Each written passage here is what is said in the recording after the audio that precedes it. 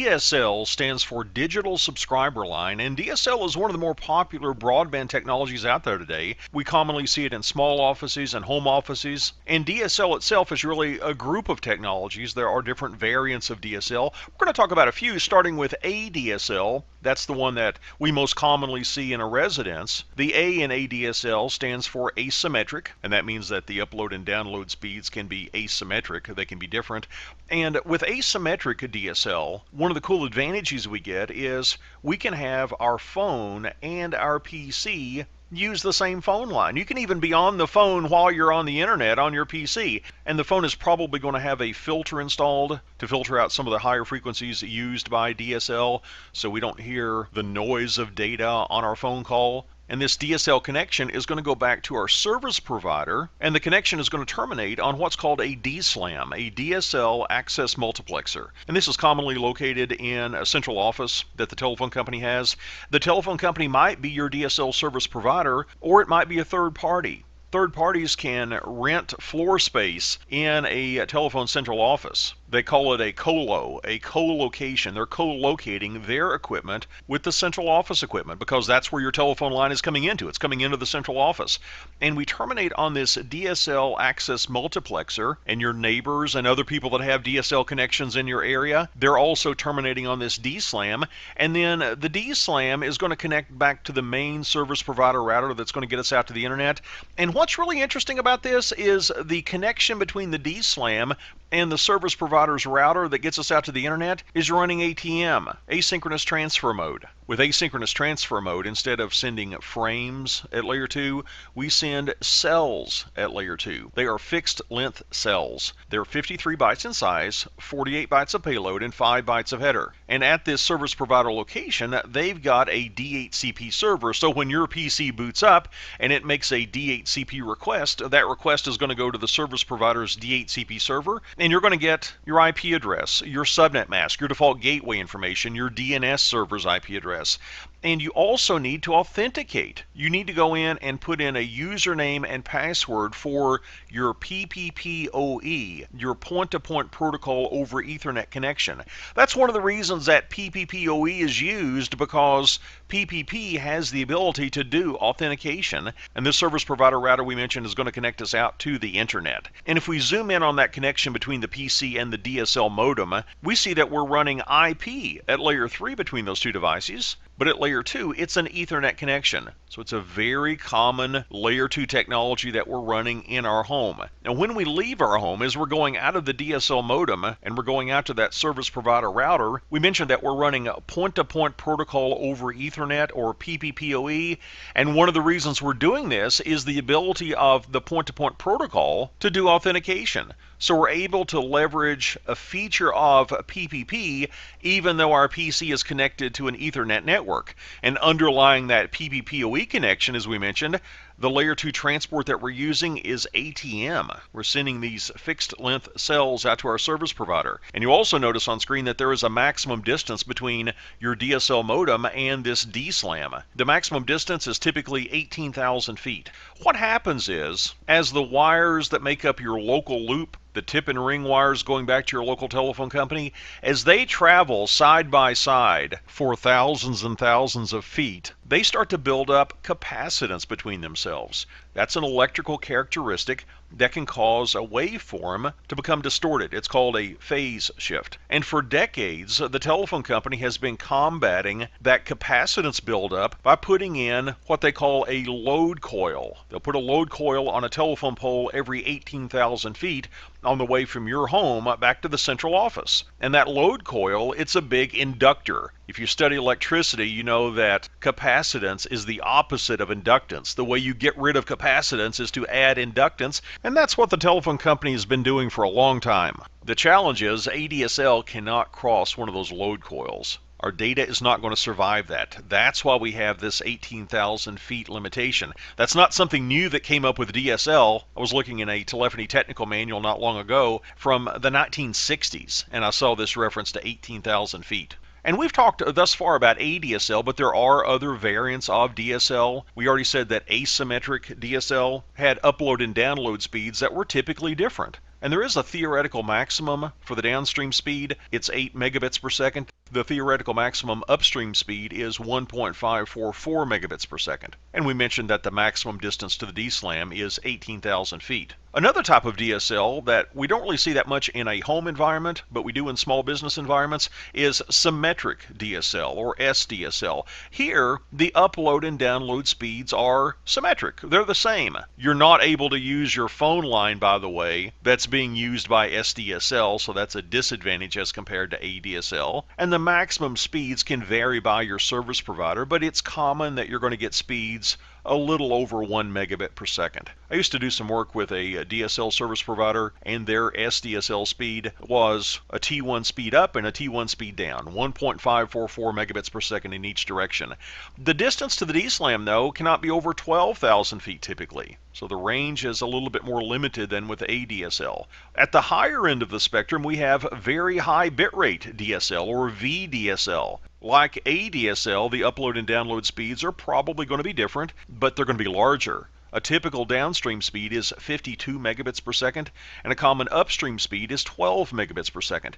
And notice this limitation, the maximum distance to the DSLAM is 4,000 feet. Does this mean that you have to be within 4,000 feet of your central office in order to have VDSL? Well, the good news is maybe not. What a lot of service providers and telephone companies are doing is they're extending their fiber optic network into the surrounding communities. And they can put VDSL gateways in those communities. These gateways are connected via fiber optics back to the central office. So if you're just within 4,000 feet of one of those, you're good to go.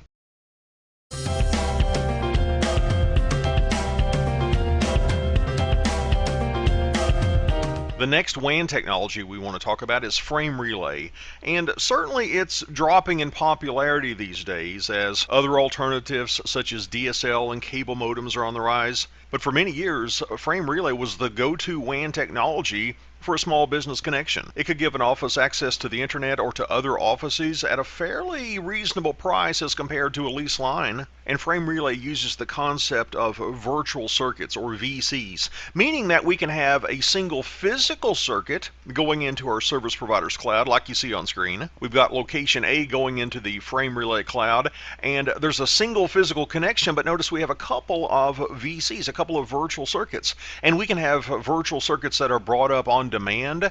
Those are called SVCs, switched virtual circuits, or we can have permanent virtual circuits or PVCs.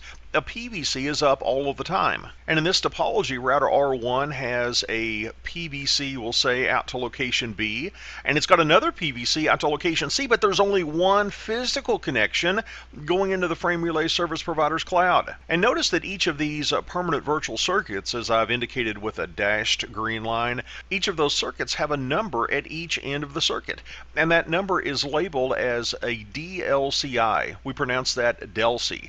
And a DELC is a locally significant identifier, meaning that on router R1, as an example, it's not going to have overlapping DELCs. Notice it has a DELC of 102 and another DELC of 103, but those unique DELCs are only significant to R1. Over at location B, we've got router R2, and the other end of the PVC coming from router R1 at location A, it has a DELC of 201. That doesn't match up with the other end of this PVC, and that's okay. They don't have to match up. They're locally significant. And when we're configuring a network such as this, we could make these connections point-to-point connections, or we could have point-to-multi-point connections. For example, with point-to-point, that DELC going from R1 to R2, that would be on its own subnet. The DELC going from R1 to R3, that would be on a separate subnet. The DELC between R2 and R3, that would be yet another subnet. Or we could have point-to-multi-point. With point-to-multi-point, all of the routers could belong to the same subnet. And there are different reasons you might want to do one over the other, but those are a couple of options you have. And we mentioned that frame relay was an alternative to leased lines, but one of the great things about a leased line is that you had dedicated bandwidth on that leased line. If you were leasing a T1, then that entire T1's bandwidth is at your disposal. You're not sharing it with anyone. But within a frame relay cloud, that frame relay service provider, it might be sharing your bandwidth with the bandwidth of another customer. So how do we combat that? How do we make sure that we don't get starved out? Well, when you get a frame relay connection, you can oftentimes get an SLA, a service level agreement. And a service level agreement can guarantee you a minimum level of service from the service provider. For example, the service provider might say that we guarantee you that 90% of the time you're going to have at least 512K of bandwidth available. They're committing that you're going to have that rate available 90% of the time. And that rate is called the CIR, the committed information rate. And that rate might be less than the physical speed of your circuit. Maybe you physically got a T1 coming into your router. It's running at 1.544 megabits per second, but you're only guaranteed 512K 90% of the time. That's an example of a service level agreement. And based on this arrangement, what a lot of people will do, they will tell their router to send at a rate greater than the CIR.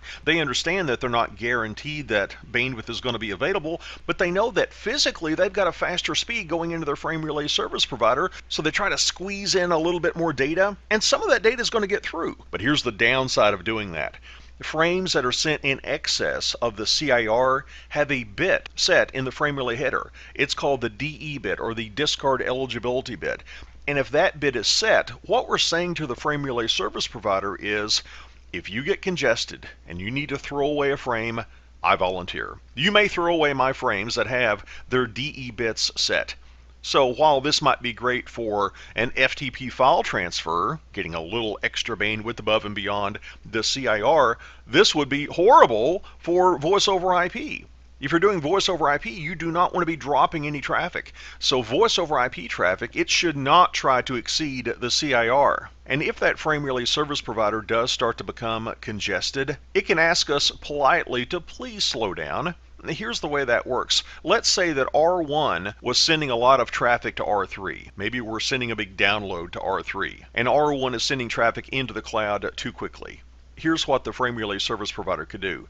As a frame is going back to R1, the frame relay service provider could take one of those frames going back to R1 and mark the beckon bit, BECN. That stands for Backward Explicit Congestion Notification, and we're politely asking that router to slow down. And it can back off a little bit on its bandwidth usage if we configure it to do so. But here's a challenge. What if R1 is sending all this traffic to R3, but there really isn't any return traffic? We're just doing a big download, or we're streaming something and there's no traffic coming back from R3. In a case like that, the frame relay service provider, it doesn't have a frame going from R3 to R1 that it can mark with a beckon bit to tell R1 to please slow down. So what can we do then?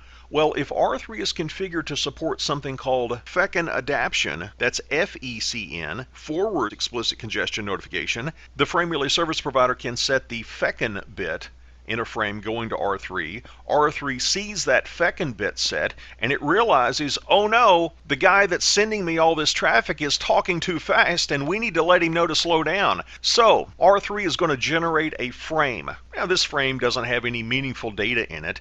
It's called a Q.922 test frame, but this frame is going to go back to R1. It's just a frame that's going to allow the service provider to mark the beckon bit in that frame so that we can ask router R1 to slow down.